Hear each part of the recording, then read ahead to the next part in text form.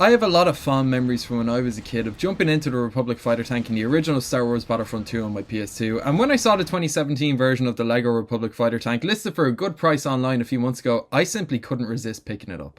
While this version of the TX-130 Sabre class fighter tank, let's just stick with Republic fighter tank, is on the smaller side when it comes to LEGO Republic vehicles, I actually think that it works to this set's advantage. Its compact size, coupled with its build techniques, makes this version of the fighter tank feel really solid in your hand. On the underside you will find 4 discreetly hidden wheels which not only give this set the perfect hover effect it needs, but it also enables easy swooshing of this tank around the battlefield. The play options don't end there, with the pair of black main cannons looking great and the stud shooters mounted on the side of each of the cannons adding the opportunity to lose some studs forever after you fire them. Given the fact that you will certainly lose those studs as soon as you fire them, LEGO did include a few spares which can be very conveniently stored in this section on the back of the set, and I think that this is a great example as to how to integrate some much appreciated storage space in a Star Wars set, all while not taking away from the set's overall design. The storage possibilities don't end there, with clips located under each of the main cannons to house a blaster and a spanner respectively, and I think that this is another excellent execution of efficient accessory storage which in my opinion actually improves the overall look of this set. Opening up the top hatch reveals the cockpit, which makes good use of the limited space it has, being able to fit one minifigure inside who can then pilot the vehicle using the control yoke and printed console piece above their head.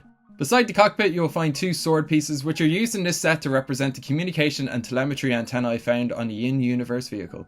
There are a decent number of stickers across the exterior of the set which I think all look pretty nice and add to the set's overall aesthetic, although please do bear in mind that I bought this set used, so some of my stickers are looking a little worse for wear after all of these years. The minifigure lineup for this set is a bit of a mixed bag, with 2 really good minifigures included and 2 B1 battle droids also included.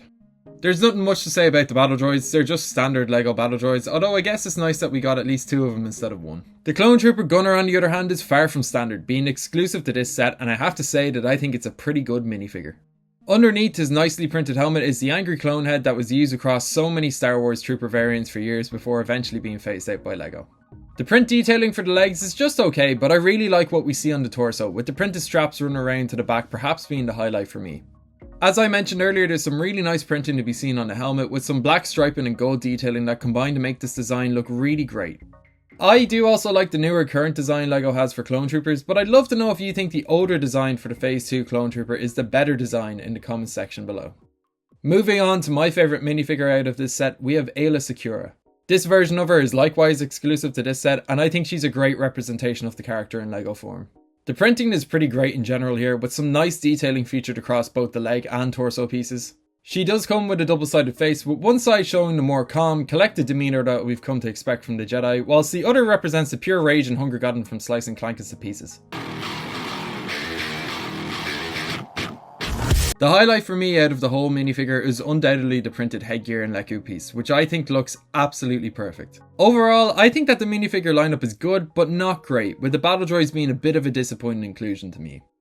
The Republic fighter tank was remade by LEGO again in 2022, and despite there having been 5 years in between for things to innovate and improve, I can't help but feel that I prefer the 2017 version, and it's not even close.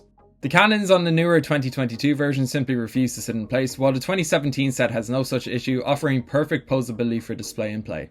The 2022 fighter tank does feature a deployable ramp as well as a compartment on the front that opens up, but their inclusions aren't all that much of a selling point for me.